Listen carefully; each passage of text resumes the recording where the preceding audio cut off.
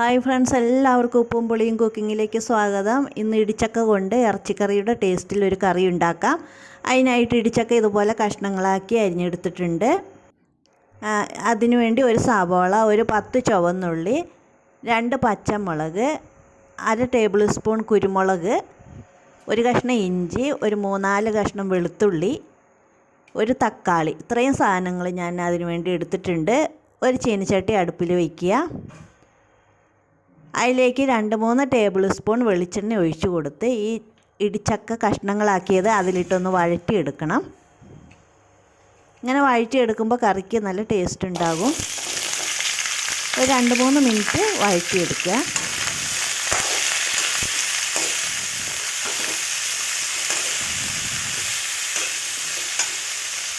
ഇപ്പോൾ ഞാനതെല്ലാം നന്നായിട്ട് വഴറ്റിയെടുത്തിട്ടുണ്ട്. അതൊരു പാത്രത്തിലേക്ക് മാറ്റി വയ്ക്കുക.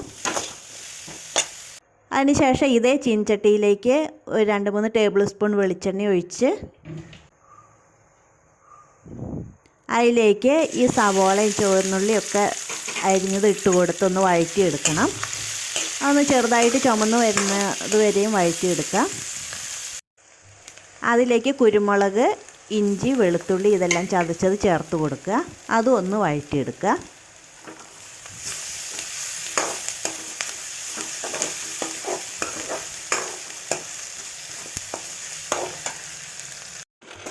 ഇനി അതിലേക്ക് വേണ്ട മസാലപ്പൊടികൾ ഇട്ട് കൊടുക്കാം.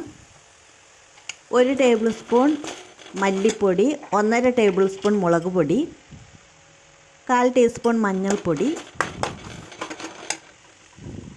ഇത്രയും സാധനങ്ങൾ ഇട്ടിട്ടുണ്ട്. 1/2 ടേബിൾ സ്പൂൺ ഗരം മസാലപ്പൊടി. ഇതെല്ലാം ഇട്ട് നന്നായിട്ടൊന്ന് 1 മിനിറ്റ് വഴറ്റുക. അതിലേക്ക് ആ തക്കാളി അരിഞ്ഞത് ഇട്ട് കൊടുക്കുക. അത് നന്നായിട്ടൊന്ന് വഴറ്റുക. ഒരു 1/2 ടീസ്പൂൺ ഉപ്പിട്ട് കൊടുക്കുക. അത് കഴിഞ്ഞ് ഇതെല്ലാം ഒന്ന് മൂടി വെച്ച് വേവിക്കണം. ഇതേ സമയം നമുക്ക് 1 കപ്പ് തേങ്ങ അരച്ചെടുക്കണം. വറക്കുന്നില്ല, പച്ചയ്ക്ക് തന്നെയാണ് ഞാൻ അരച്ചെടുക്കുന്നത്. ഇപ്പോൾ തക്കാളിയൊക്കെ നന്നായി വെന്തിട്ടുണ്ട്. ഇനി നമുക്ക് ആ വഴറ്റി വെച്ചിരിക്കുന്ന ചക്കയൊന്ന് വേവിച്ചെടുക്കണം. കുക്കറിലേക്ക് ഇടിച്ചക്ക ഇട്ട് കൊടുക്കുക. അതിനുശേഷം ഈ വഴറ്റി വെച്ചിരിക്കുന്നതിൻ്റെ ഒരു 1/4 ഭാഗം അതിലേക്കിട്ട് മിക്സ് ചെയ്യുക. ചക്കയിലേക്ക് നന്നായിട്ട് മിക്സ് ചെയ്തെടുക്കുക. അതിലേക്ക് ആവശ്യത്തിന് ഉപ്പിട്ട് കൊടുക്കുക. 1.5 ഗ്ലാസ് വെള്ളം ഒഴിച്ച് ഇതൊന്ന് വേവിക്കാൻ വെക്കണം. 2 വിസിൽ മതിയാകും. അപ്പോൾ തന്നെ ആ ചക്ക വെന്ത് കിട്ടുന്നതാണ്. ഇനി അതേ ചീനിച്ചട്ടിയിലേക്ക് തന്നെ കുറച്ച് മസാല അതിൽ ബാക്കിയുള്ളതിലേക്ക് ഈ തേങ്ങ അരച്ചത് ചേർത്ത് കൊടുക്കുക. എന്നിട്ട് നന്നായിട്ടൊന്ന് വഴറ്റുക. ആ തേങ്ങേൻ്റെ പച്ചമണമൊക്കെ പോകുന്നത് വരെ ഒന്ന് വഴറ്റി അതിൻ്റെ വെള്ളം വറ്റിച്ചെടുക്കുക. ഇതപ്പോൾ നന്നായിട്ട് അതിൻ്റെ വെള്ളമൊക്കെ വറ്റി നന്നായിട്ട് വഴന്ന് കിട്ടിയിട്ടുണ്ട്.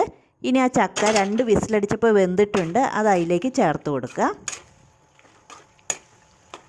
പാകത്തിന് കുറുകിയ ചാറോടുകൂടി നമുക്ക് എടുക്കാം. എപ്പോഴും വെള്ളം ഒഴിക്കുമ്പോൾ തിളപ്പിച്ചാറിയ വെള്ളം ഒഴിക്കുന്നതാണ് ടേസ്റ്റ് ഉണ്ടാകുക. അല്ലെങ്കിൽ ഒരു പച്ചച്ചുവ ഉണ്ടാകും. ഇടിച്ചക്ക കറി ഇവിടെ റെഡി ആയിട്ടുണ്ട്. എല്ലാവരും ചെയ്ത് നോക്കുക. താങ്ക്